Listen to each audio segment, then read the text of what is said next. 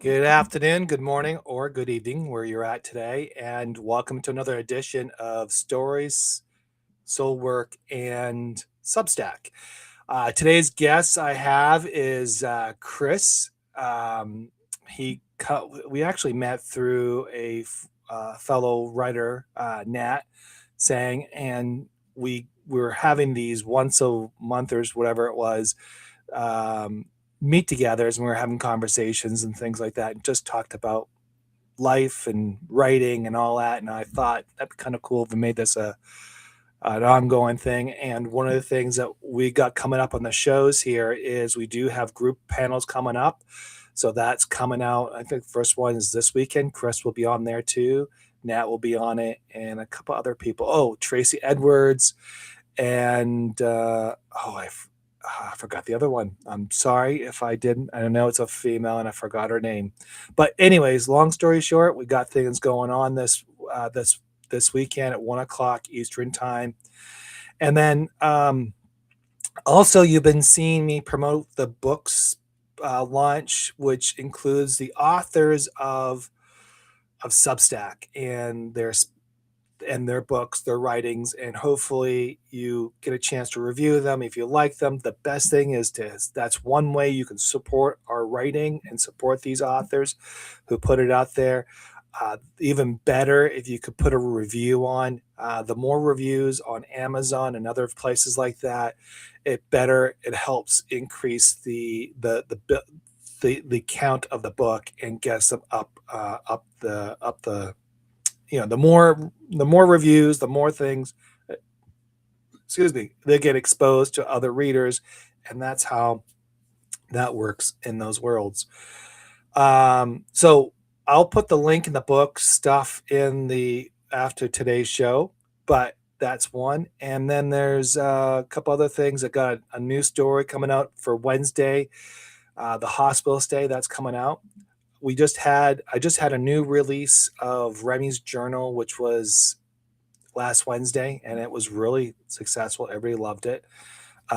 In fact, the family members that are involved in that had a lot of tears. It was just it was a hard story because they recall what was happening in that moment. So yeah, that was it was tough to write that one. But anyways, we're moving along here, and I want to bring Chris in now. Hey, Hey. Chris, how you doing?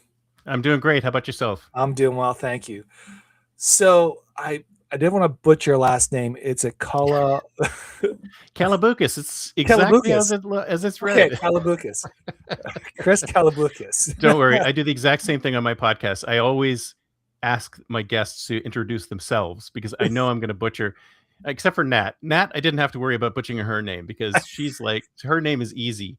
In fact, I wish I Yes. could shorten my name to something like that. It's like for a short period of time. So I've done podcasting for a long time, and I have about 1,100 or so podcasts. And I interviewed a woman once, her name, who went by the name Mordecai. That was her name, just Mordecai.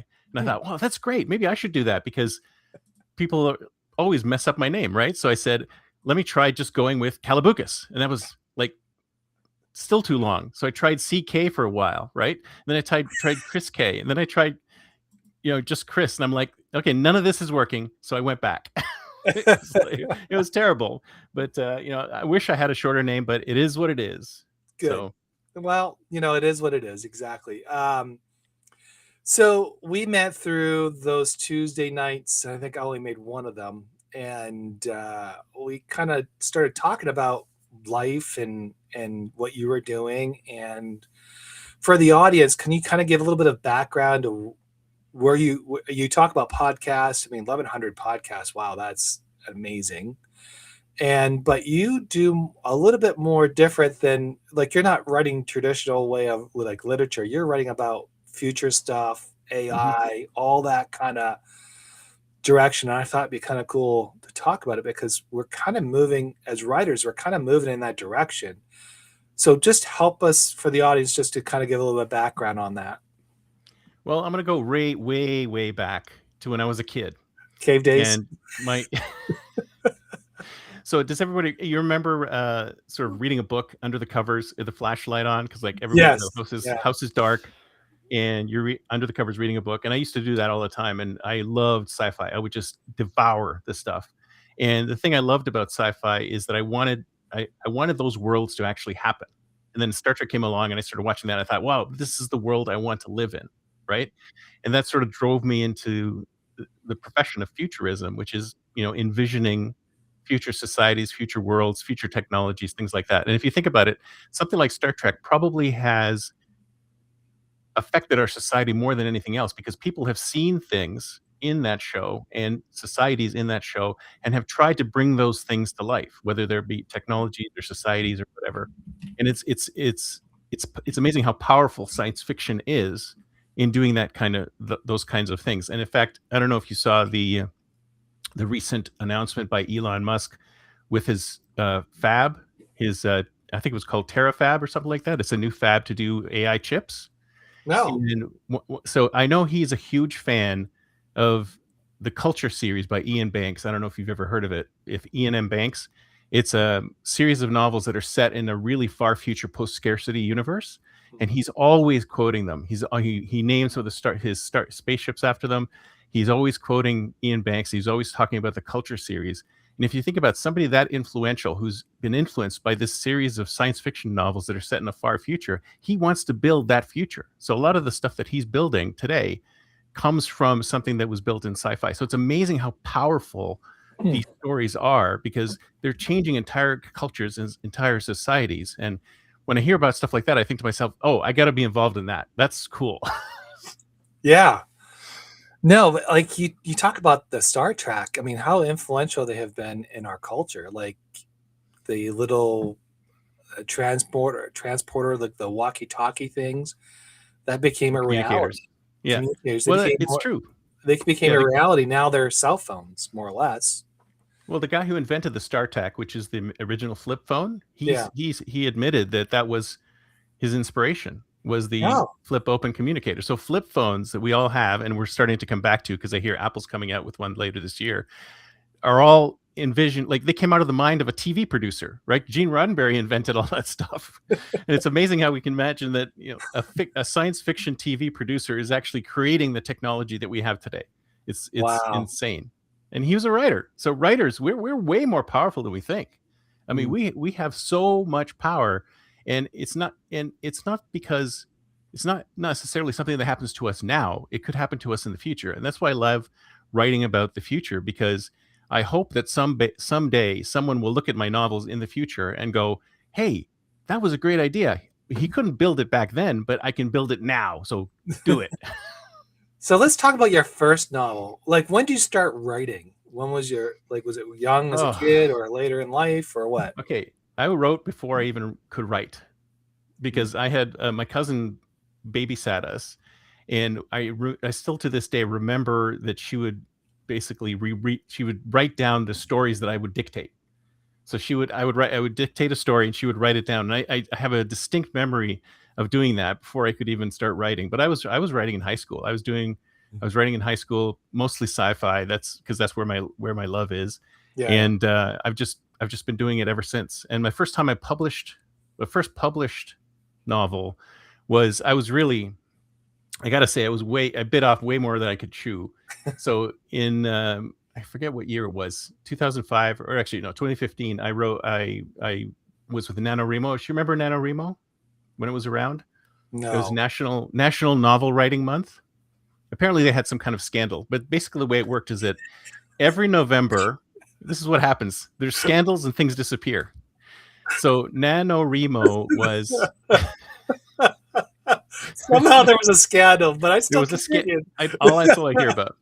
And the way it worked is that on November, so it was all by the honor system. So you would sign into this website and you would say, I'm going to write a novel over the course of November. So they picked the month of November, and you start at the beginning of November and the end of November. It's however many words you can squeeze in to November. So I wrote a young adult sci-fi novel called, oh geez, I don't remember the title now, but it's still on my bookshelf in Amazon. And it was about these kids. When they hits their 15th birthday, they get a power, and they got the power of precognition. Oh, it was called precog. Duh. So what happens, and then as I was writing this book, I thought, wow, this thing has a lot of legs. It should be really good. And by the time I got to the end of it, I had planned out a 12 novel series Wow. about, and every month kids would get a different power. So the first month they would get precognition. The second month they would get telekinesis. The third month they would get this, and eventually the last month they would get the power of time travel. And those time traveling kids would show up in the first book. So they ended up showing up in the first book. So I wrote the first draft over November. I think 50,000 words in the first month, and then I rewrote it about 4 or 5 months later. I eventually got it into Amazon in its final form. Then I was about halfway through the second book, and I realized I'd made a big mistake because I gave the kids too much power. Like when you give kids precognition is fine, right? Because it's not really a physical power. It's like, I think I know what's going to happen in the future. and I put this trope in where the longer they went through the month, so the kids who are in January, so it was a January kid. So if you were born in January, you would get precognition on your birthday. But as time went by, your precognition would go further and further out. So as time went by, you could see further and further. And I thought, okay, if I'm going to use that same trope in book 2, which is telekinesis, I thought you can get more and more powerful. And I thought, oh my God, you don't want 15-year-old kids with the power of telekinesis. And then they can pull planes down out of the sky. They can, throw their parents into the air. And I'm like, okay, this is not going to work. So I kind of shelved that one. So I might go back to that one later. But I kind of wrote myself, into a box, and I thought, oh no, what am I going to do now? So I put that one on pause. So that'd be the 12 series you'd put on pause. So I put the whole thing on pause. Like, I might come back to it at some point. But no, I had the whole arc mapped out and everything, and it was really impressive. But it's like a bit off way too much. But I still might come back to that book right after I finish the one I'm working on right now. But the struggle is real. The struggle is real. Yeah. Tell me about it. And then I wrote some nonfiction books in between, like, for example, Go Beyond Stoicism over here, and the Go First Rule over here, which is the one I just recently put out. Yeah. And I put out a book of short stories just about a year ago, and then I just published my paper version of that. But that's the stuff I've done on the writerly front. And then the Substack I started about a year ago, and I've been blogging forever. So I've been blogging for 10, 20 years or whatever on my own website, just a WordPress blog.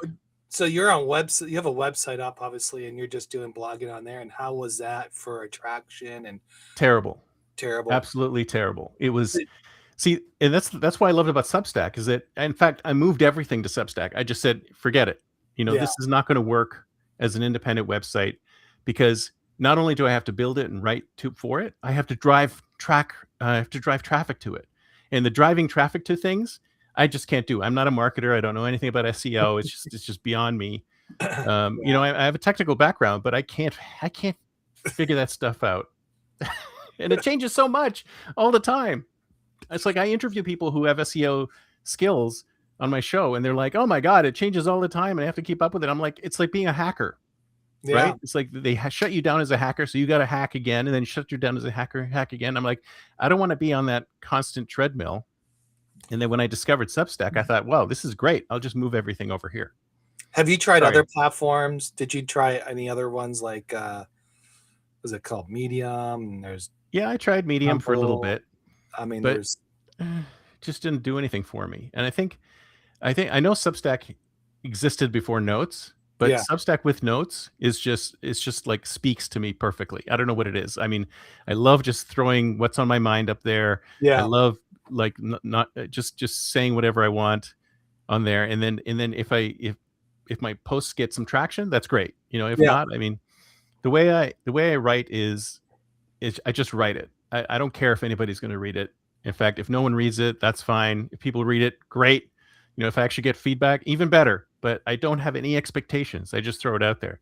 And I think I mentioned it when I was on another podcast, and we were talking about this whole process. And I said, well, the important thing is the creation. That's where the magic comes from, right? Right. Not the consumption. I mean, anybody can consume, but the creation is where the real brain work comes from. It's like the real work is in the creation. Yeah. So Well, I mean, when I started, well, Notes just started back then when I was on Substack and I was writing these little 400 essays, word essays that I was just trying to like, just figuring it out, right? Like, I'm like, oh, this is because I was on Twitter, I was on Trumbull or something, I can't remember, I forgot what it was. And I didn't get any Trumbull. traction. Is it Turnbull? I can't remember. I never heard of that one. Yeah, it's like a blog thing, but it just was weird. And there was a lot of like, I don't know, it was just difficult to get any traction. So I paid subscription on X and all that kind of stuff. And I thought I'd post news articles, but nothing moved. Nothing No, moved at all, unless I was playing that echo chamber BS where you get right into the insulting the politicians all the time, which is not a bad exactly. thing, Yeah, but but but then everybody starts to do it, and then you're in trouble there because yeah, you never get any traction. no, Uh, nothing there, and you get a lot yeah, of bots and all those, and it's just like nothing really sustained itself. yeah. Even though I have over 10,000 followers, I think, Well, but Twitter was great when it first launched. Actually, oh I don't know yeah, if you were on. Were you on Twitter in 2008 when yeah, it first launched? Yeah, me yeah, too. And I thought it was fantastic. I loved it, and I oh thought yeah, this is a great. And I love the fact that it was sort of a skunkworks project that came out of Odeo. yeah, So okay, you know what Odeo was, right? It was a podcasting platform, and okay, somebody said we need to have some kind of tool to allow podcasters to tell their subscribers that, hey, a new episode's up. oh So let's build that on SMS. So they built this as a skunkworks project on for podcasters to inform people, and right, then they spun it out, and they didn't know what to do with it. They didn't know if it had a business model. They didn't know anything, but they put it out there anyway, and then it exploded. Right? It exploded, and that's what I love about that kind of story, because it's kind of like, well, you never know what's going to fly until you throw it out into the market. And once you throw it out into the market, then you get feedback, and then you can pivot and make changes. But unless you get it out there, then no one's going to know if it, right. what it can do. Mine was called Kids Growing Up. And I would actually make little comments about my kids growing up, like funny little things or Oh, I love gross that. things. And I would always post this, and I was getting traction. I mean, I was getting really, Nice. that. And someone actually was posting about their dog or something like that. I can't remember what it was. And they got a book offer because it was all these little, it was like a storyline. Yep. And they got a book offer and they're getting going from there. So Twitter was really great, 280 characters, which was Oh, the toughest part. I love that part, because as a writer, it forces you to be brief. Yes. And to think, and not be long-winded and not this. Yeah. But it was good because mine was like about a little of that kind of stuff. And I would post, it was funny. And I would follow people who were a lot more funnier than these one-liners. And then everything else went to everything else went to the same thing as Well, everything else. remember shit my dad says? Remember that? That was a Twitter. Oh That yeah, was a yeah, yeah. I that remember was that a one. Twitter handle. Somebody would just post shit my dad says, and it became a book, which then became a TV show with William Shatner. I mean, No way. I don't yeah. remember that. Oh yeah, yeah. Oh He he wow. he he was the dad. I think it only lasted one season. So, but yeah, The it shit went my from a dad would Twitter say. meme. It went from a Twitter handle to a book to an actual TV show. Believe it or not. Wow. Yeah, see that there it is right there. But with Substack on itself, that's a different type of writing. It's like so when I started, it was just I think Notes was just came out. Hmm. And I was writing, and I didn't know nothing about Notes. I didn't even touched it. I was like, I have no clue. I mean, I was soliciting people coming to my to my thing. I was like begging people to like my post, Hmm. and it was like it was kind of pathetic. But begging people, you like my story? Well, why not? Right? That's the communications method. See, that's the beauty of it. It was Yeah, actually I love it. So what they did, so they took a publishing service and they layered social media on top, and they duplicated. It's very similar to Twitter 2008, at least in yeah, my view. It feels just like it, and it was genius in what they did, because it's all organic discovery Right. right in the same tool, right? Well, So I yeah. love that. I love that they did that. I mean, it's not perfect. No, Nothing no. is, but But it's you know, good. it reminds me of a publication, an Mm, actual newspaper. Like mine's set up like a newspaper, which I'm familiar with, where you have all your stories, your podcasts, all those episodes. Like you, it's an archive. You can jump in and go through it, and yep. you get a feel for it. And just like what you said, it was a publication for writers just to post their Hmm. stories, and it was aggregated towards people in those specific things. Now, that's the cool thing about it is like if you pick literature, you're in literature. If you're in politics, you're in politics. Yep. You don't cross each other because that can ruin your um, ruin. If you start posting on here, you get more dragged over there. Like, but Yeah. if you're smart with Substack, if you stay in your lane, you can really make a headway on that. That was, yeah. Oh yeah. So you're writing on Substack. Is it a mix of everything, or are you very Uh, specific and you know? well, I actually have two newsletters on Substack. I had three, but that one's on third one's on hiatus right now. So the first one I did was Nomads 50 plus, and what I decided to do after watching Substack for a while was to do something really niche, right? So I said, okay, it looks to me, and this is the theory I formulated, that it works across the board for all social networks. Actually, is that when you first appear on a social network, the algorithm's going, what are you known for? Mm, I don't know what you're known for. So tell me what you're known for. So if you stay in your lane, it will start understanding what you're known for. And then we'll take that and go, aha, he's known for this. So now I know who to show you to. So you've right. got to sort of train the algorithm with your content to say, this is my narrow little niche. I'm all about nomads over 50. Mm, And as long as I stay within that niche, then it's going to show me to other people who are interested in that niche. So I did that as an experiment to see what would happen, and it worked. It worked great, right? Because then I brought my other blog over, which is called Think Future, which is random stuff, just anything I want to talk about. It. I talk about work. I talk about corporate politics. I talk about the future. I talk yeah, about history. I talk about anything, and that one is kind of dragging because the algorithm is looking at it and goes, I don't know what to do with this thing. I don't know who to show it to. So, I mean, if it could understand who to show it to, then maybe I would get more traction mm, on that. But I think that's part of the problem with it.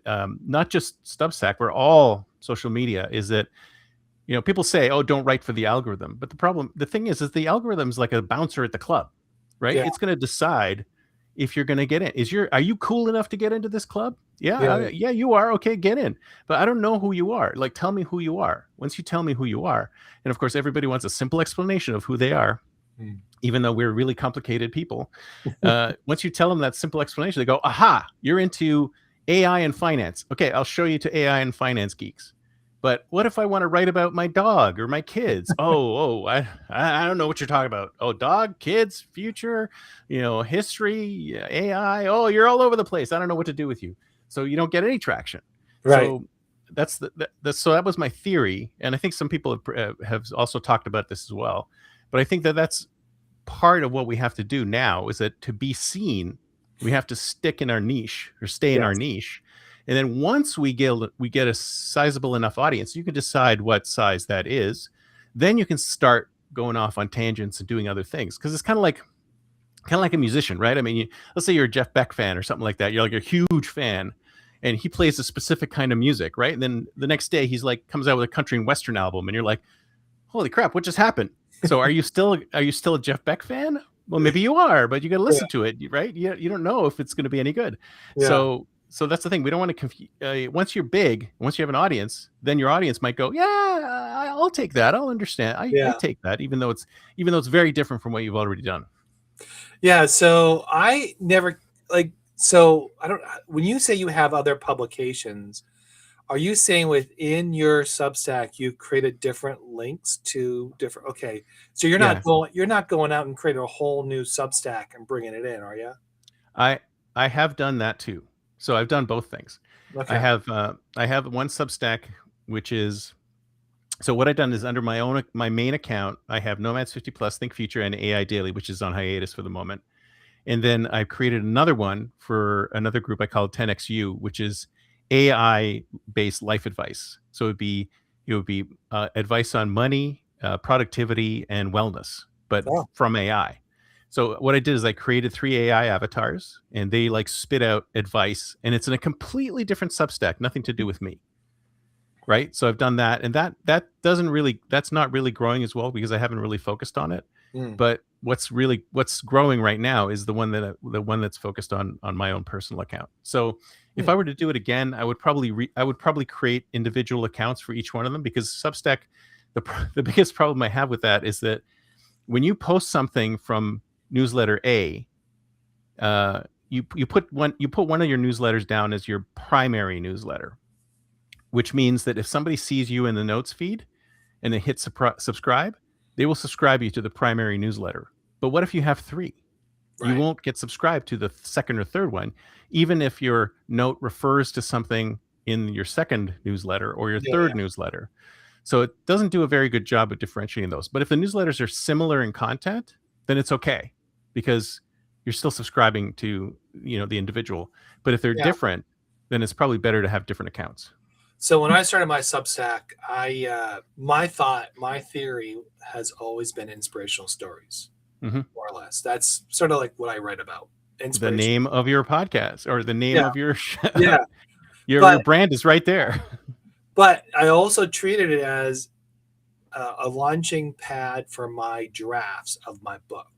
Hmm. And like, so for example, Remy's Journeys, the number 2, is actually out, and it's a rough draft, and people get to follow it, make suggestions, make comments, and I'll take those as editor, and I'll say, okay, let's make some adjustments here. Or when I sit down with it and I kind of go, okay, I didn't like how this read or whatever it is, and I change it up. But it gives it a runway.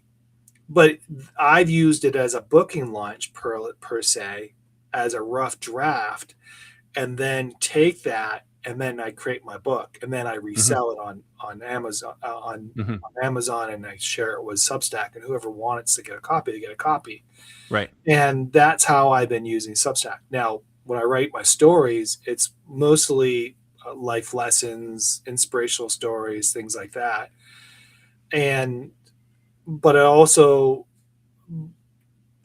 turn off like certain some publications, like Earn Not Given was turned off, like, and a couple other ones, excuse me, because I do not want them to be occupying my readers, but they go and archive here and there. So that's what I did with my Substack, kept it small and simple. And and I never thought about doing. I mean, when I looked at we're working on the whole, which may turn into a different title, which is the documentary. I was thinking about creating a whole new publication for that, but there's several players in the editing and the research, and I was like, a lot of people were trying to do that. You put co-writers and all that. And I was like, I think we all have our own stories, and I think we have our own as long as we co-author each other, that's fine. But I didn't think about doing it with, like, I tried doing it and didn't work out, and I didn't like the way it was coming across because I don't know, it could cause some issues with my audience, I guess. I don't Yeah. know. Exactly. But I was just but when I see people doing all those experimentals, I just don't think I always was told to stay in your lane. Hmm. Stay in your lane. Don't try to weave off. You're going to write a specific way for Substack. But I don't know if my model works or not. It's just it is what it is, and you know, and these podcasts are very specific about writing and all Hmm. that, which goes with positive pen and all that kind of stuff. So that's the idea behind it, and so I'm trying to keep it within, and I've actually noticed growth out of it. I Hmm. grew faster now. I'm growing faster because of it. Yep. Not that I want, seeking that. I mean, we all want growth, but I'm growing faster. I think there was a period of time, I think just before Christmas, where I was kind of stagnant Mm, and I wasn't doing, and because of the way the podcast was going and the way the stories were going, it was just kind of like stagnant. And I think me changing it up a little bit made a little bit, it made it more, I think, people got happy. But the notes part, which was even the best part now, is at one time I used to write like daily thoughts where I would write a simple thing and send it out with a picture. And when notes came and I started to experiment with notes, I started to do what I do now is like I post a little bit of a phrase and then inspirational thought and then that. And those are very spontaneous, hmm keeps me creating. Um, but the notes part is a game changer. You're definitely right about that. It is Oh a yeah. game changer and it And I'm, helps you. I'm sure I don't use it properly either. I mean, there's so many people out there who go, "Oh, you got to use notes like this. You can use those like that." I just say whatever's on my mind, which is what the prompt says. What's on your mind, right? So it could range everything, everywhere from talking about being a nomad or midlife recalibration or Right. whatever, to this is Substack itself, like talking about people who post their earnings or say, "Oh, I got a thousand subscribers in one day" or something like that. It's like, you're gonna call BS on that, right?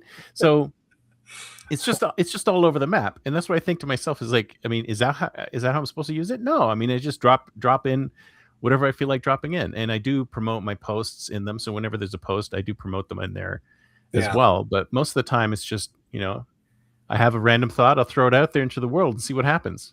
And sometimes I actually get some really good responses that will trigger more work, right? I'm like, wow, Mhm. that's an interesting thought. Like, what do you mean by that? And we have a back and forth. And sometimes I actually have them on my show, and sometimes I just build a blog post out of it. Yeah. No, right there is exactly what I use notes for. Sometimes even my private chats, my group chats, and you know, like sometimes there's in a conversation it sparks, and you're Mm. like, "Whoa, this is a post." You're like Hmm. you get inspired and you write a quick essay about it and you post it. I think that's what I don't think there's a formula yet for Mm. notes. I think you're right. It's about just posting stuff that you feel or you need to share at a larger audience, and hopefully people get that. The chat group, people are kind of, there's two things. You got the chat group and you got the post. Like, what do you do? I kind of do both in some Mm. ways. Um, I try not to overstimulate too many people at one time because you can I get kind of going, Yeah. like the mornings, boom, I'm going. Like, okay, let's go. This is a great quote. Boom, post it up. I'm kind of like for like 2 hours, I'm like posting, and all of a Yeah. sudden I'm dead Yeah. for the rest of the day. Yeah. But you Well, know, that's why the other thing I like about notes is that the lifespan of a note is long, right? You could post something, and then weeks to months later it could pop back up again and get more followers or get more likes and responses. And I thought that's how it should be, yeah, because on the other hand, it means everything's got to be evergreen. Like, you can't say, "Oh, big post coming out tomorrow," because they might see it in 2 weeks, right? I always thought that was funny. It's like, okay, yeah, okay, this post was posted like on March 5th, you know. so what post was that? Yeah. Or those ones where people go, "Oh, it's just me and my 5 subscribers against the world." And then you click on them and they're like 500 subscribers. I'm like, "Hold on a second. What just happened?" Yeah, I mean, yeah, no, like there was a time just this week I was getting stuff from like 3, 4 months ago. I'm like, Yeah. wow, really? That's cool. Yeah. Um, Was it good though? it Was it was good good. stuff? No, it was That's like good. it was still taking off. Like it went viral again somehow or Yeah. another. And No, I that's I I fine. love I love that they do that. I just Yeah. Of course, people are always trying to, take apart the algorithm to see, well, how can I create a viral note? And it's like they keep changing it. It's just like Twitter too. I mean, they keep changing the algorithm all the time, so you never know what's going to hit. So that's why I just say I forget about it. I don't try. for virality. I just Yeah.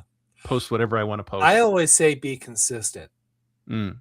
with notes. Like if you're going to be consistent, like I got like 3 or 4 things I do. One is I restack Saturdays. If Hmm. you've got a note, like I'll restack it. Um, but I do have my daily thoughts, which convert into notes with a picture. Those are consistent. And then I got my Substack tips, and those usually come from like having a discussion or someone kind of teed me off, and I'm like, "This is the," or something kind of like triggered, or something along the line that just made me like, "That's a Substack tip," Yeah, I'm gonna write that down. Someone needs to I hear it. love it. This is me, right?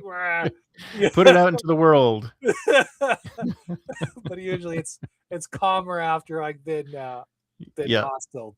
It actually, if you think about it, it's kind of like a calming mechanism, right? Yeah, Just putting it out there. It's yeah, like back when I was going through a rough time, I would just sometimes, this is pre-podcasts, I would actually just record myself talking, like when I was going through a rough time. yeah. But just speak, like I wasn't talking to anybody. I was just talking into A mic. my Yeah, phone, recording it, and then I might listen to it afterwards, I might not. But it just the act of talking, yeah.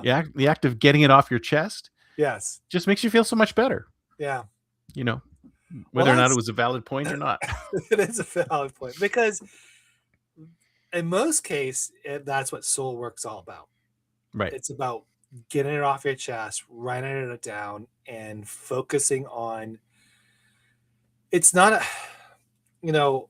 I was talking to somebody this week, and they have this victimhood mentality, and they Mm, blame everybody for everything. of course. Obviously, nothing they did was wrong. They don't own any part of it. It's No, everybody else. they're angels. They're And angelic. so I'm having this conversation with this person, and what I said to them was very specific. I says, "You can blame me. You can blame the universe. You can blame everybody else. You can blame your parents, whatever it is. But at some point, that person that you keep identifying yourself as that victim, whatever that looks like, you're going to shed that. And Mm, once you shed that, you got 2 choices. Either go live your life or stay in the rut. mm, Because that's your 2 choices. There's no going back to that person, because once you shed that, you're going to have this awakening and you're going to be like, what do I do? And yeah.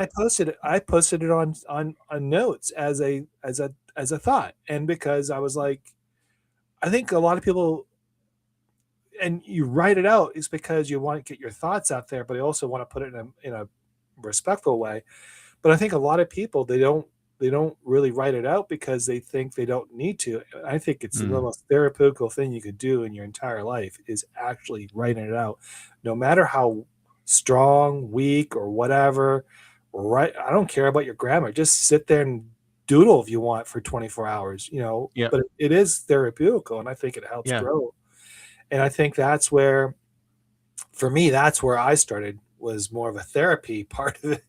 Was like, I want to write inspirational stories, but I don't want to write about my story. Right. so, so I wrote stories. So Uh, you're gonna do auto fiction? No. no, no, When I first heard that term, so I have a writers meetup that I do every Thursday in real life at a Panera near me, and what we usually do. So you've heard of Shut Up and Write, right? The meetups. no. Okay, so it's an organization called Shut Up and Write, and it's really cool because basically the way it works is the idea is to just have focused writing sessions where nobody talks, right? So everyone is different, but the one I do is an hour and a half, and you show up the first 15 minutes, you can talk to each other. And then for an hour and a half, you don't talk, or an hour. Yeah, for an hour, you don't talk. And then for the last 15 minutes, you can talk. So during Wow. that hour, you just shut up and write. Basically, you just sit at your laptop with all these other people at the same desk, and you're all writing, and you're not supposed to talk to each other. And one time, a new person came in, and I asked her. I said, "So what do you write?" Because sometimes we were just asking, like, "What do you write? Science fiction, blah blah blah." She says, "I write autofiction." I'm like, "What's that?" I've never heard of that before. She goes, "Well, it's like a memoir, but it's not about me. And I'm like, why wouldn't you write a memoir about yourself? It's like, well, I want to change like the situations and the people and everything around me so it doesn't connect to me at all. And I'm like, that seems like unnecessarily difficult, but I guess there's some reason That's why a you want to do novel. that. I know, that's what I thought. It's This like it's is a a novel. literature. It's It's a novel novel. that's based on your life. But no, apparently there's a new term, autofiction. And I'm like, okay, I've never heard of that before. And then she gave Wow. me the names of some authors who've done it. Yeah. And I'm like, okay, well, if it's autofiction, then it is about them. So Yeah. it is like a memoir, but they've changed some of the details. But even in memoirs, they change some of the details. So I don't see how that's any different from a memoir. Anyway, so Well, that's is like that Laura kind of what you're Ingraham. thinking? Remember Laura Ingraham?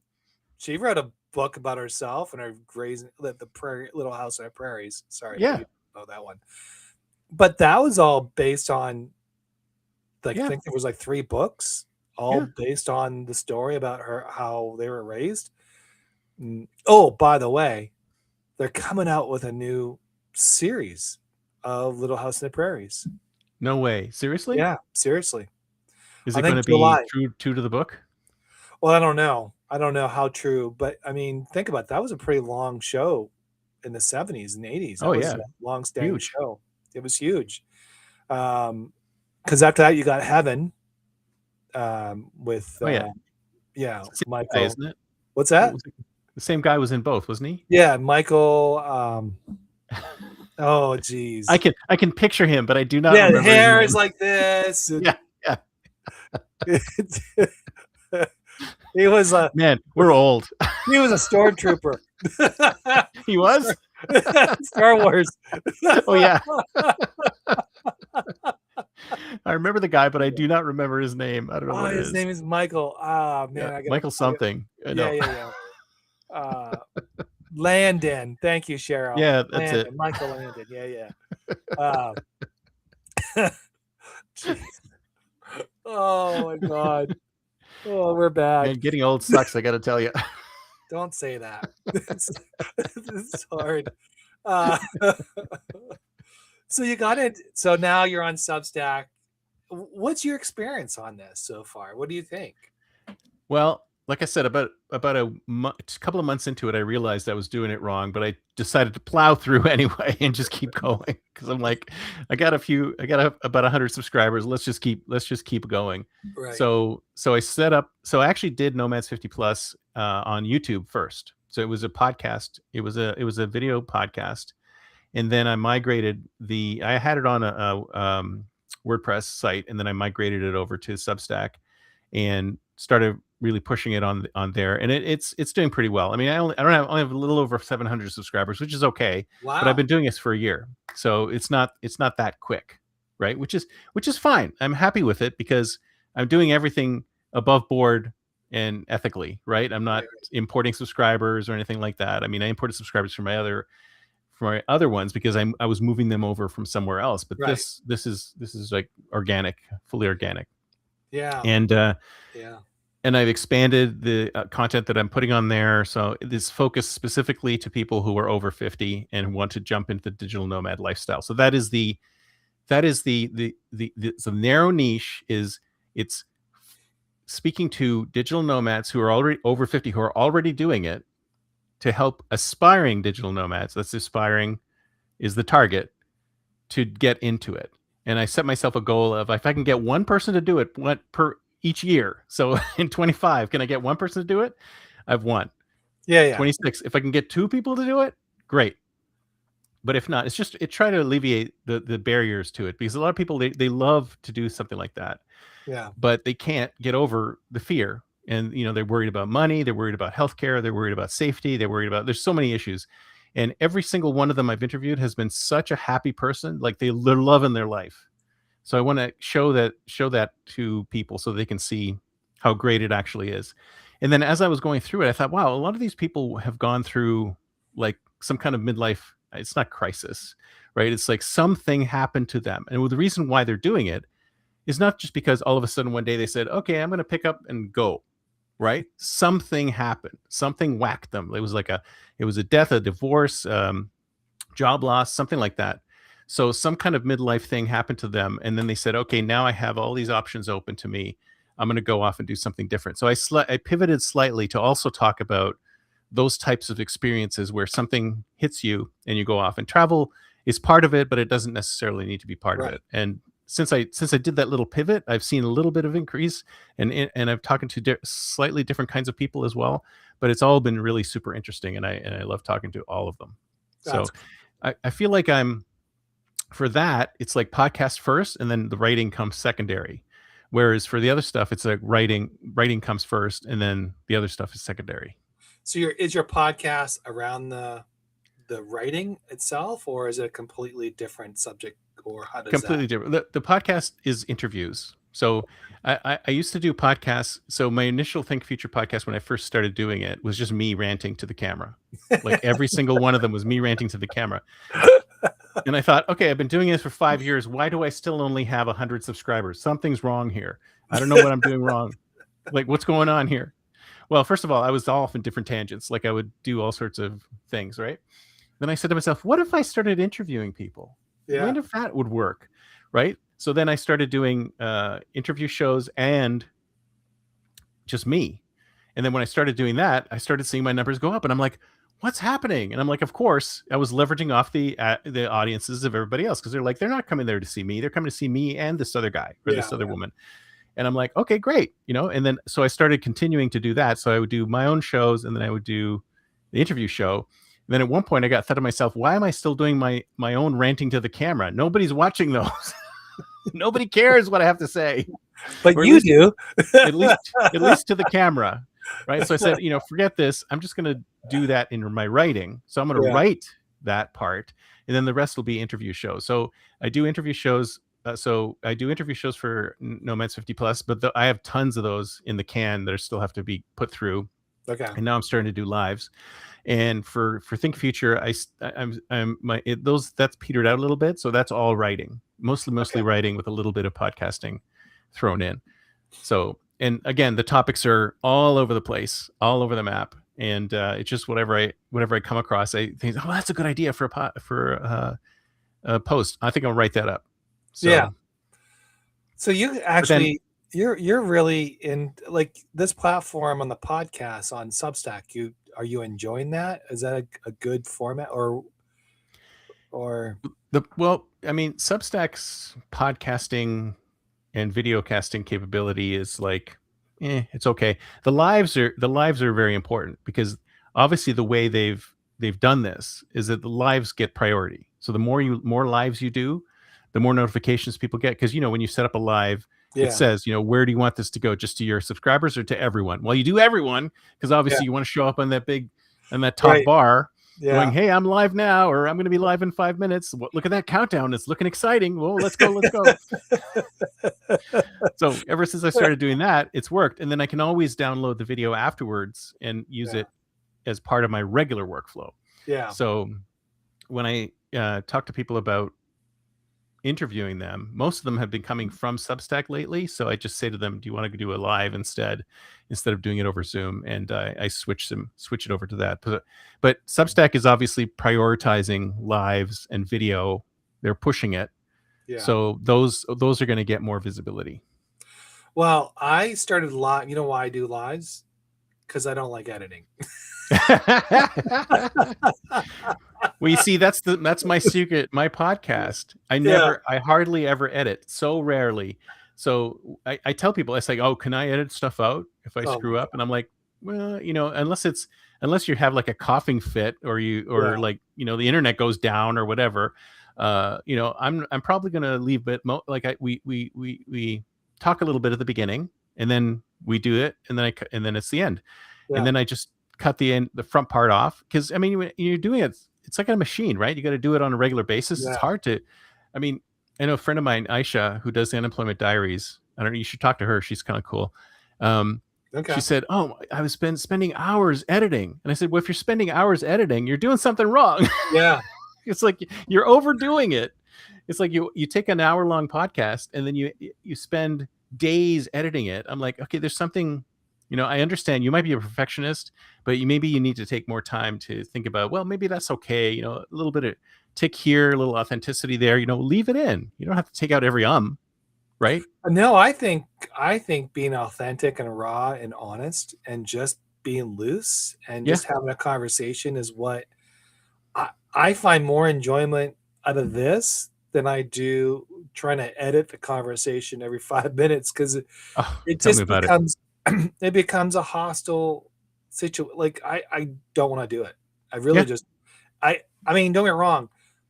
There's a lot of work still to do these things. You know, Oh, sure. you have to get the guest to say okay, and I do it 4 o'clock on Mondays, specifically to create some type of okay. Every Monday, John will be on at 4 p.m. Hmm.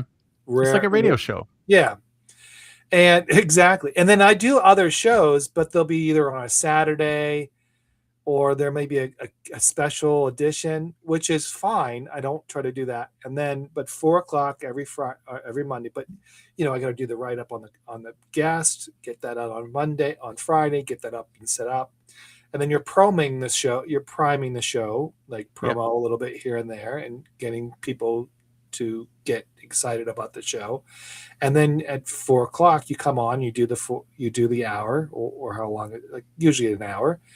And then from there, I go and chill out and kind of like decompose. And before I come back, and I'll write a little bit of a summary of the show, and then I'll post that as well. And that's the 3 or 4 days of putting the show together. Yeah, it's a lot of Not work. and not that I don't. Even without editing. Yeah, without editing. That's my point. I don't edit, and because I think that's the best thing. I think people.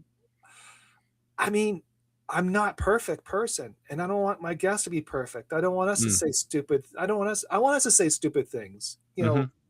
and just be ourselves and have fun and just have these conversations, because I think my ultimate goal is that one person who struggled like I did when I early started. I put myself in that position where I struggled and I didn't know, and or I'm afraid to write it out and put it out there. Whatever that fear or whatever that is holding them back. They see you, they see me, and they go, okay, these guys are doing it, and they're telling me what they do. It gives them a path to move forward with. Yeah. And because back then there was nothing. I mean, you talk about you getting 700 followers or subscribers in 1 year. Dude, I didn't get 700 subscribers until 3 years ago, like 3 years Really? later. Yeah, it Wow. was 3 years later.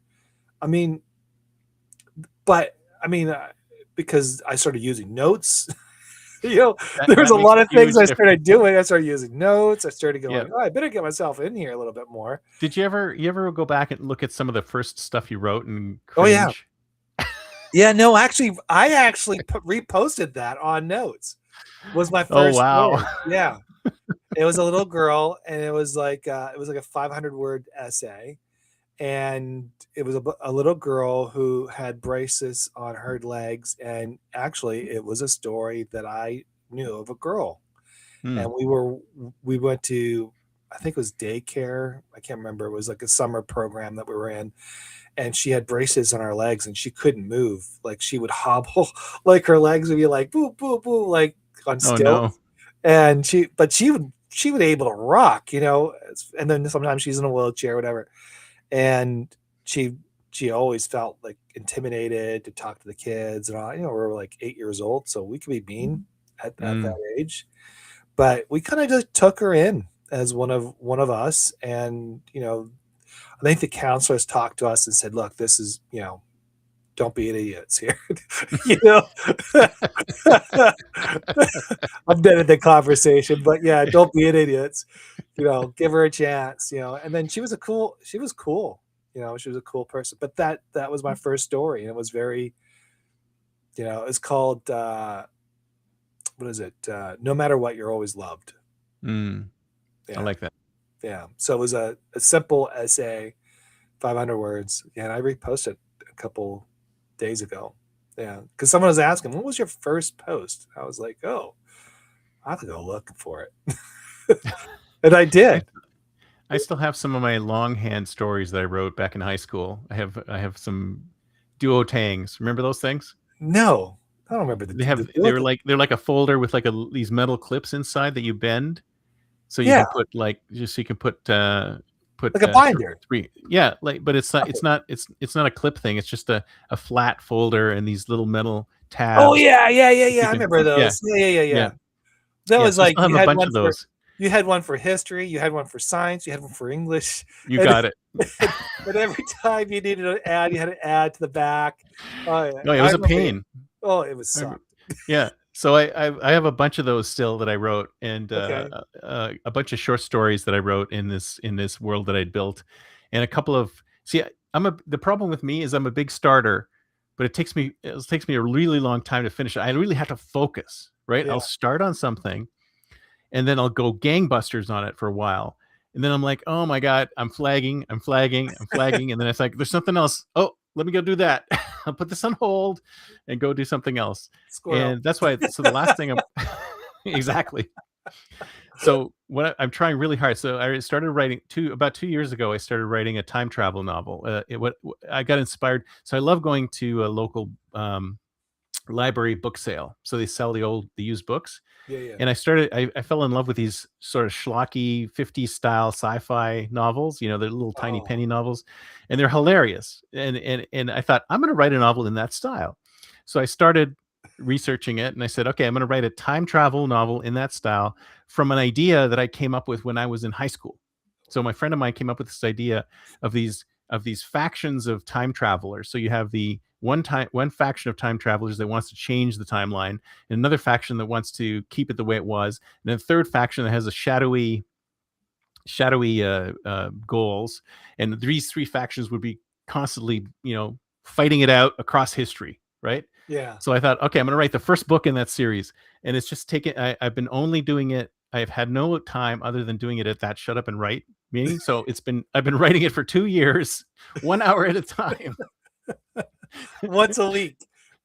What's that? Once a week on Thursdays. Once a week on Thursdays. So, but I'm getting close. I'm editing it Okay. right now. I did one more pass, Yeah. and I think there's only one. So one of my editors complained that my team was too congruent. Like they liked each other too much from the beginning. I thought, oh great, now I have to have them argue. So I have to add some arguing in the Oh. beginning, and I'm like, oh God. So But they want controversial right off the bat. But that was in yeah, like 1950s. Everybody got together and they worked together. everybody, yeah, and I mean, there might have been a little bit of enmity at the beginning, but then Yeah. after that, everyone like aligned, especially the good. And then of course there's a lot of well, who are the good guys? The one who want to maintain the timeline, or the ones who want to change the timeline, and blah blah Right. blah. And there's like everybody's got their backstory, and everybody's got their what they want to do. And yeah, I guess the problem is that they all have kind of the same goal. They want to be part of it, Yeah. but for different reasons. So there's not really a lot of conflict there, because they're all like, "Oh, this is cool." Right. Two of the characters are like thrill seekers, and they just say, "This is cool. I just want to do it because it's cool." And one person really wants to change all of history, and one person wants to change like a little tiny bit of history. So the goals are not that different. Yeah. So it's hard to make them, uh, build too much conflict between the characters. But I'll Hmm. see what I can do. Well, actually, I when I was the writing I did when I was back in college, I wrote a story about Jack and Jill, but it wasn't Jack. Like I actually reposted it on Substack, and the story goes like it was a creative writing, and I needed to write something, and I was tired of writing the same crap you write sometimes. Like I was just not a very so I got really creative, and I was like, what if I took Jack and Jill and regurgitated it into like an actual story? And so Nice. the story ends up where the guy's he's a doctor, like a famous doctor, doing all these things. And he's in a Salem ward, and mental hospital, and kind of like gets his patients, and he does this storyline about Jack and Jill falling down. They're falling down, and on sunny days they go to the hill and they roll down the hill and all this stuff. And he goes into his room, and behind a desk, the reporter comes in. He's actually reporting, and keep going on and on. And it kind of leads the reader into thinking this guy's legit. And then as soon as that happens, there's a knock on the door, and Nurse Jill comes in. This is Doctor Jack, and she comes in, and then immediately the things kind of like change, and he's no longer a doctor; he's a patient of the hospital. I love Yeah, it. Like a yeah, little that was Twilight Zone style twist. I like that. exactly. But I was like, so when I rewrote that, like I wrote it and that was like 20 plus years ago when I wrote that. It must no 30 years ago. Yeah. I So love that kind of twisty stuff. In fact, that my book of short stories are mostly that, except for a really long one where I was trying to predict what the future was going to be like in a few years when AI is kind of running the show. hmm. And I wrote it as fiction, but it's kind of where I think things are going to go. Well, so So, where do you think things are going to go? well, things are going to go to the point where we all will have. See, the problem we have right now is we have AI doing human work and humans doing AI work, right? We need to get to the point where we have the right work for the right workers. Hmm. And I envision that at some point we're going to have this system like a dispatching system, which says tasks will come in to this dispatcher, and the dispatcher will go, okay, who is best suited to do this? Should we give it to a human? Should we give it to an AI? Should we give it to a dumb computer, or should we give it to an AI? So it will decide who gets what. So what'll happen is that you'll be walking along and you'll get a text saying, "Hey, can you do this thing?" Because you just happen to be in proximity of something that needed to be done, and only a human can do it, and it'll ask you to do it. And then once you finish that, some money will ring into your account. Then you move on to your next thing. Oh, So there's a that's the movie. future of work. It's That's the task economy.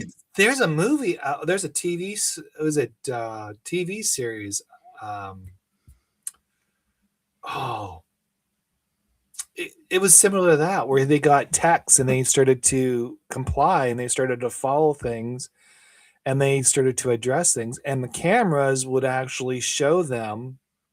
So if they went off grid or went off task, they would get penalized and they would have to be back on. I can't remember the TV series, but Oh, yeah. that sounds something like it. But I want to my stories are usually utopian. I try to make them because nobody writes utopias anymore. Everyone's like, Yeah, "Oh, look how bad this is," or "Look what's happening." And then I had to just to gain some interest. So I was writing this thing. I was writing this thing, and I thought this is really good. I mean, this is what I think the world is going to be like if I was an right. optimist.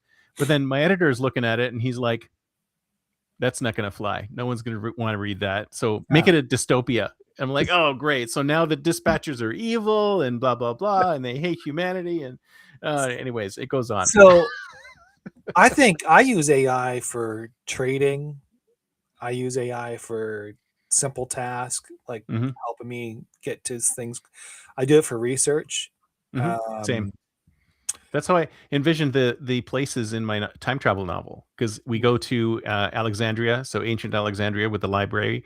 We go to which is even further back in time. And so I just go like, "Can you tell me about what this place would be like?" Right? So I add oh, sounds, smells, blah blah blah blah blah blah blah, and I read that, and I'm like, "Oh, okay." So I can construct. So it's all throughout my back. Not it's not in the backstory, but it's in the because I have two documents. I have like a document that's like all the ancillary information that I need to refer to, like the backstories of all the characters, backstories of how the technology works, etc. Like places. So this okay. place is like this place is like this place is like this, and that's all AI. And then I just sort of come like read that and go, okay, this is how I'm gonna write this part of the story. So I do use it for research. Yeah. I've I use it for trading stocks. Does that work? Mhm. Yeah. So you're a multimillionaire now or Well, no, billionaire? no, I actually lost money in the stock market this Oh past no! week. Don't listen to. A couple grand, but that was because we were gambling on a couple AI moves. Like the one was uh, Nevada, no, NVD, Nvidia. Nvidia. Yeah. That tanked horribly, Oh yeah. and then my defense stocks tanked. What? Even But now? That's nuts. yeah, and it was like I had ITA, which was had three or four ETA. It was like four or five major military things, it tanked. Hmm. And then I had QQQ, that the other Oh, I one. have QQQ too. It was up, it tanked. But but the thing with this with AI, it teaches you to put stops in, Yeah, and the intention is to minimize your losses, that's right. because that's what the goal is. So like when you actually when I actually traded, I didn't put stops in, I didn't do any of that kind of stuff. And I've never done that. I don't even know how to do it. oh, but I would lose money. I was like always like, why not growing, like, oh, I thought this was great, but now I research it, I go in, I say, okay, I'm look at this, no, that's bad, or this is, you should try this. I mean, there's different ways going at it. So I mean, I gained like $4,000 or $5,000 because of it. Yeah, super useful. It's very useful. The thing that people forget, I think, about AI is that it's made up of stuff that other human beings have put into it, right? An LLM is basically a giant database of work humans have created, and all Right. the LLM is doing is sort of putting it together for you. So it's mostly it's you put in the seed, and then it's this giant database of human content, and then the machine's just sorting it all out. So a One computer is thing I the don't least part of it. Yeah, but the one thing I don't like is where, like, I was talking to Nat, and she was like saying to me that people are actually automating their comments. Hmm. Comments. Yeah, so I that the didn't know you could replies, automate your comments. like the reply, and I'm like, how does that happen, right? So I don't know. Sorry, That my kind Alexa's yelling at me. of I'm a good Trekkie, so I turned it into computer. Every time I say the word computer, it's like bang, bang. Like, were you talking to me? I said, no, shut up. So yeah, she was saying that it actually has auto reply on messages. I've never seen that. I mean, Neither have I. I've seen the notes generators that Oral created. I mean, that's right stack. That's pretty cool, but I have not. I I don't know. can't imagine why anybody would want to automate their replies. It's terrible. I mean, I see that on LinkedIn all the time. It's awful. I mean, LinkedIn is like, I don't even know if there's anybody human left there because posts are all AI, replies are AI, and I'm like, okay, who's talking to who here? Is this the dead internet theory in action? It's Because like the there's Facebook nobody around. Marketplace. You ever been in a Facebook Marketplace? You post Oh something, yeah, and all of a yeah. sudden you, is this still available? and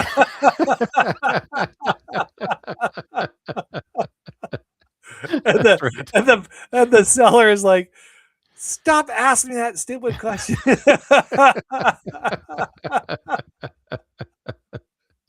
Oh, so Oh man, so ridiculous. tell us about your book. What the Which recent book? The so we latest just book? so we just did a book month that Oh we're yes, thank you so much for putting me on that shelf because I'm like I feel You're like welcome.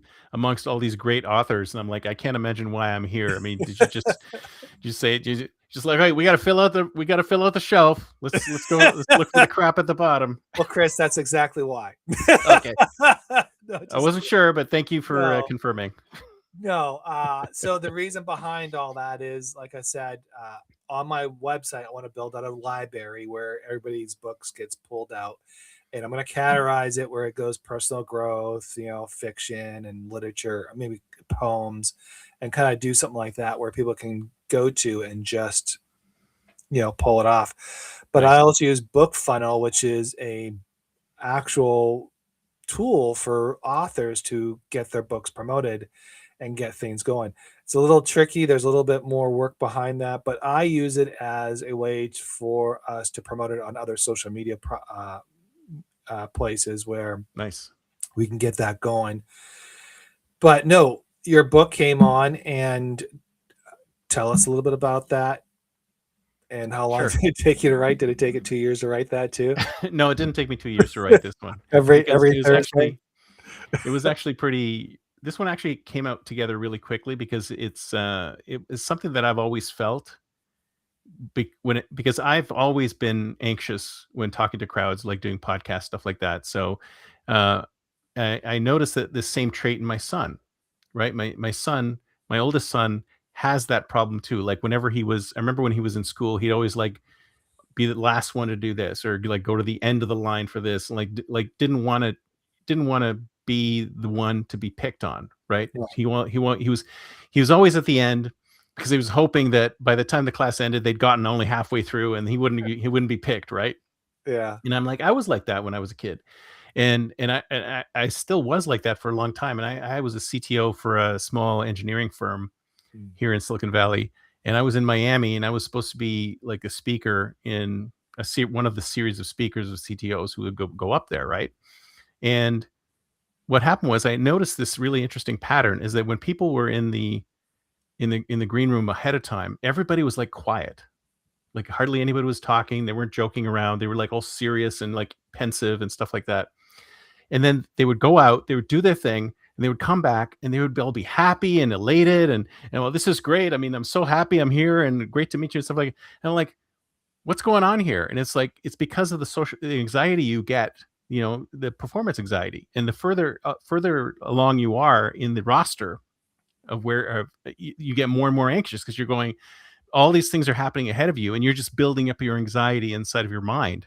Mm. So I was telling this to my son too at the same time. I sort of like twigged. It's like, really, if you want to reduce the amount of anxiety you have about doing something, then try to be the first person to do it, because that way you can just relax. You can just get it Yeah. done. So this is something I started doing, and I thought, wow, this is great. So whenever there's anything that I need to do, whether it's a business meeting or write an email or whatever, I would just be the first person to chime in all the time, just so I could say I'm done. I'll chime in. I'll make my case, and then I can shut up and relax.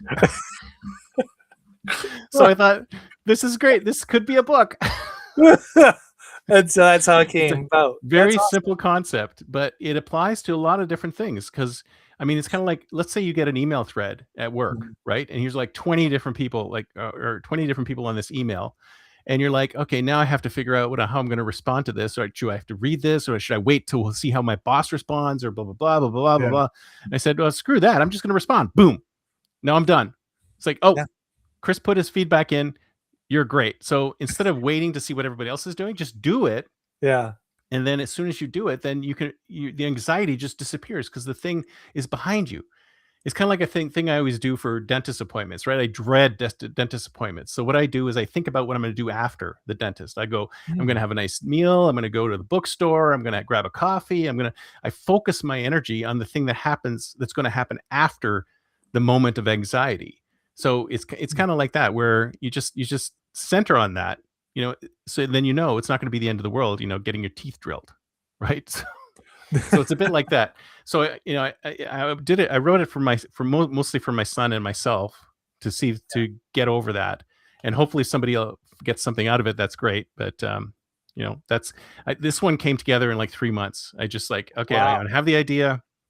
I'm going to power it down. It's not very big. I mean, it's like about 100 pages, but I just saw, like, as I was going through it, I realized that there's so many examples of this kind of thing in every social situation. When you're talking to other people in any situation, there's always those people who go first, and they've done their bit, they've contributed. And a lot of times you actually set the tone for what you're doing when you contribute early on like that. Because sometimes I go into these meetings and they're like, nobody knows what's going on, right? So somebody's got to step up and set the tone for the meeting and say, oh, this is what we're doing, this is what we're talking about, this is what we're trying to solve. And a lot of times there's a fear of, I don't want to be the first person to do this, right? But once you're the first person to do it, once you get it done, then things sail along. So it's almost like an icebreaker at a party. The first person to speak up usually gets things moving, and it's the same in this type of situation. So I just think, if people can just go first more often and not think about the repercussions, I think that really helps them get over the anxiety. What do you think? So we talked about doing it first, but what is you think it's just more of fear of moving forward or doing it first? Because there's always, I think that's just human nature, like all our lives. Like sometimes going first, you're not seeing what's happening because you can actually make adjustments while other people are making mistakes, right? I Yeah, mean, it's no, it's possible. I address that in there too, because there are times when you shouldn't be going first, right? It depends on the situation. Yeah. There's lots of situations where we wait for some type of approval or some type of direction or something that no one feels like they want to step into that place. I mean, I had a situation like that at a company I was with where we'd have these great meetings, and at the end of it, there would just be this silence Mm. where someone should step up and do something, or someone should step up and talk about next step, or someone, but nobody would. So I Wow. said, you know what? I'm going to do it anyway. I'm going to step up and say, okay, I'm going to do this, or I'm going to take the next step. And then it's like the atmosphere in the room just dissipated. It went from okay, who's going to do this, anxiety, to, oh, someone's doing it. Great. Yay. So, But that's more of a leadership role, isn't it? Taking on well, even leadership. if you're not, if you're not the leader, like deflating that balloon of anticipation, I think really, really helps in those situations. And even if you're not, I mean, you can always be corrected. We see, that's the thing, that like a lot of people are concerned about being corrected. But I've done this before. I've sent emails into the ether, and I said, screw it, whatever happens, happens. And usually what happens is that, oh yeah, I agree with Chris because he said blah blah blah. I'm like, 9 times out of 10, you're not making a mistake by doing it. So that's No. one of the things I'm trying to say as well, is that if you just go first, and there are sometimes there are consequences, sure, but at least it's done. And not only that, you can actually get the ball rolling in some cases. Right. So it's helpful, at least for me. I mean, it might your mileage may vary. So, what's the one thing you think you could pass along your experience on Substack to another person that's just started out or has been on there a couple months? What's one thing you think that could be a lesson learned? Well, it depends. I guess it depends on what their goals are for Substack, right? Because some people's goals are, I just want to write. I Yeah. just want to get my stuff out there, kind of like a personal blog or a Yeah. diary. I just want to get my stuff out there. If people read it, great. If people don't want to read it, fine. But if somebody wants to grow their subscribers, then I have to say that the number one thing is just engagement on notes. Yeah. Like, spend time engaging with people on notes. Uh, put comments out, put notes out there, at least one a day. I've usually do about 5 a day. So I do 5 notes a day and about 20 comments on others, because you need to do both of those, because just putting notes out there isn't going to do it. You obviously, if somebody comments on your note, then that's great. But you need to do at least what I would do is about 5 notes a day and 20 comments a day. And it doesn't take long to do that. It's just, you just have to carve out some time and put it in there. So if you want to do, depending on your posting schedule, 1 post a week is fine. You don't have to do more than that. But that's the numbers I do. Some people say, at least 1 note a day. That's fine too. It's whatever you need to do. But I do it as a 1-to-5 ratio. And the thing is that it reminds me a lot of Twitter in that way too, because you've heard of the reply guy. You've been a reply guy on Twitter. Yeah. So the concept of the reply guy is that you find a big account and you reply right away, and then you are dragged up into the top of that thing. Yes. So if they see, like, if you're the first person to reply after Elon posts something, then Yeah. boom, you have 1,000 followers, just like that, right? So that you can use some of that tactic.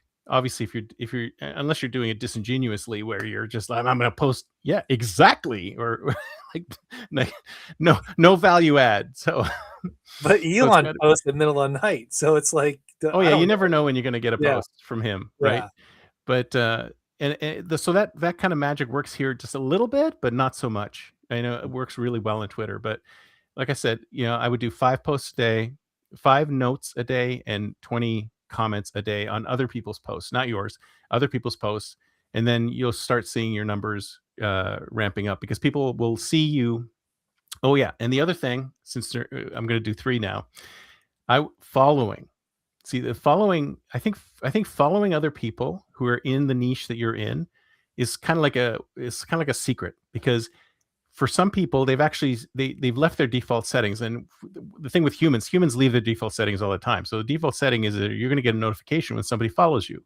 So if you're going to get a notification when somebody's following you, that's sort of like a soft outreach saying, hey, Chris is following you. They go, oh, who's this guy? Why is he following me? So they would click on the link, and they would go back to my page, and they go, oh, this is interesting. Maybe I'll subscribe to that. So it's like a soft outreach, but don't overuse it, and make sure that when you are reaching out using follow, you make sure that there are people who might be interested in what you're talking about, right? So you're interested in them, but they're also maybe interested in what you're talking about. So don't just do it indiscriminately. There's probably people who just go follow, follow, follow, follow, follow until their Yeah, follow limits are hit. But you're getting people who may not be interested in your stuff. true. So since we both talked about hockey before we got on the show, who's going to win the Stanley Cup? I'm obviously not the Vancouver Canucks. Why not? They got a long way to dig themselves out. Well, you know what? Did I tell you what happened with me in hockey? No, I didn't tell you. but you so are I'm from not. Toronto, right? I am from Toronto. Yeah, you're I'm a Leaf Canadian. fan. Yeah. I'm a Leaf fan. Yeah. So here's the thing: it's like I can't watch hockey anymore because I get so hyper. I get like my blood pressure goes up, my heart rate goes up, and my wife's like, "You can't watch hockey anymore. Like, please let me watch the hockey." No, you are not allowed to watch hockey. You get too overexcited. You can't go. You can't watch it. So I've been sort of unofficially banned from the sport. So I don't know what's going on.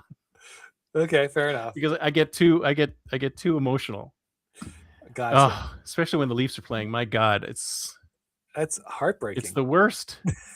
It's terrible. But it's like, I don't think I've ever. I mean, it's been 60 years since they've won the cup, and I mean, the Sharks are doing okay, but I mean, it's going to be what 10, 20 years before they win. I mean, I don't think so. I think they got like a 3-year window. You think so? Wow. Wait, my friend of mine who's a huge Sharks fan, she's gonna be very happy to hear that. No, I just think like based on what they got and what they're drafting and the current development they got going on. I mean, 3 to 4 years being a contender is realistic. And then you have like the Oilers dropping off. You have definitely Florida Panthers going to be dropping off. I mean, there's a couple legacy teams that are going to be kind of like hitting that wall where they would have to start trading players or start making some personnel decisions. But that's when you get a good GM. When you have a good GM that recognizes to get rid of people when to get rid of people. But yeah, sorry again talking about hockey, but well, how many good GMs are out there though? That's the problem, right? I mean, well, the Panthers, Tampa, Montreal Canadiens, they're good there. How are the Canadians doing this year? They're well. They're going to make the playoff. They're in the playoffs. I think they're number one, first in their seed. Nice. It'd be good to see them win. Yeah, it'd be nice. Well, they already got 26, so 27 would be nice too. The most successful franchise in hockey Canada, or even in NHL history, no? No, I think in all franchise. Really? The next one is Yankees. Really? Yeah. Wow. Well, then they shouldn't be winning anymore. Give the cup to a couple of other teams that could deserve it. I miss hockey night. I miss hockey night in Canada. Yeah, I used to watch that all the time. Don Cherry and before my blood pressure went up, it was good. I used to watch it when I was in Canada. Then I came down here, and I'm like, okay, do I have to root for the Sharks now? And I'm like, no. Well, you have a better team down there. So this friend of mine who's a Sharks fan, she dragged me to a Leafs game. It's like, okay, take your blood pressure medication, make sure that you're okay. And it was It was an unbelievable game. It was so boring up until the last 5 minutes, and then it was tied 3-3, and it was a shootout, right? Wow. And it was like the most insane shootout that you'd ever seen, or like like the last couple of minutes, there was so much scoring going on just before the shootout that to tie it up, because I think the Leafs were up 4-1. Or something like that, and then the Sharks just came back and tied it up. And I thought, oh my God, it's like, we wouldn't have needed to even be in the arena. Just these last 5 minutes, these last 15 minutes of game is all we needed. We didn't need the rest of it. It's kind of like basketball, right? You could just watch the last 2 minutes and you get the whole game. Yeah, hockey is easy to watch but hard to understand when you watch it. It's like on TV doesn't do Dutch. You have to see it live. Oh yeah. Yeah, my kid wants to go and watch the fights. I said, well, You need to go to the AHL. NHL, that you might get some flights, but it's going to be mostly in the AHL because that's where the The good league stuff players. happens. Yeah, that's where things really make a name for yourself. You want to make a name in the minor leagues. Hey, Chris, I want to appreciate your time today. Thank you for sharing Well, your thank you. story. And we look forward to you this Saturday. We're going to have another show on Saturdays called The Panel Writer's Notes, where we're all going to talk about Substack writing, a lot more specific about that. So if you're interested in that, the panel discussions, 1 p.m. Eastern Time, 12 p.m. Central Time, and 10 p.m. Pacific Time. So join us. We'll have 4 or 5 guests on talking about Substack writing and all the other things there. But Chris, thank you. I appreciate Thank it. you. Did you say 10 p.m. or you mean 10 a.m. Pacific time? Oh, 10 a.m. Sorry. I'm like, that's kind of late. My dyslexia just popped in for a second there. All right. Thank you, everybody. Appreciate who all joined. Thank you very much. This was a fun podcast. Thank you very much. Thank you.